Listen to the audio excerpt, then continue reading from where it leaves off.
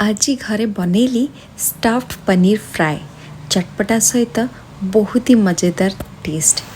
आज संध्या वर्षा हवाक लगिला और इच्छा है किछि चटपटा खावाई तो घरे धनिया पत्र पुदीना पत्र कंचा लंका अदा ता सहित टिकिए सेफ लेंबू लुण आउ अल्प पानी दे ताकू भल भाव ग्राइंड करनेली ये गोटे पेस्ट होगला ताकू गोटे अलग जगह काढ़ी नेली। ब्रेड को भाजी ग्राइंड करके ब्रेडक्रम्स करनेली से ऐड करदेली चिली फ्लेक्स आउ गोलमरीच गुंड। रेसिपी रो डिटेल कैप्शन रे देइछि चेक करनेबे। एबे गोटे कप कॉर्नफ्लोर रे 3/4 कप पानी ऐड कली और भल भाबरे मिसई नेली। 200 ग्राम रो पनीर और ताकू ए भलिया काटी नेली। एबे पनीर को मझीरू ए भलिया स्लाइस करबा सावधान रे करिवार अछि कारण आमे एथिरे स्टफ्ड करबा जो चटपटा मसला तैयारी करिचो।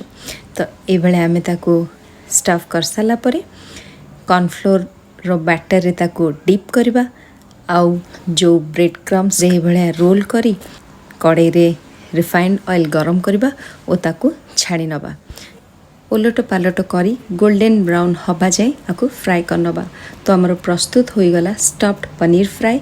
आपको टमाटो सॉस लगे खाइबे। किपर लागला रेसिपी डेफिनेटली कमेंट रे जणाइबे।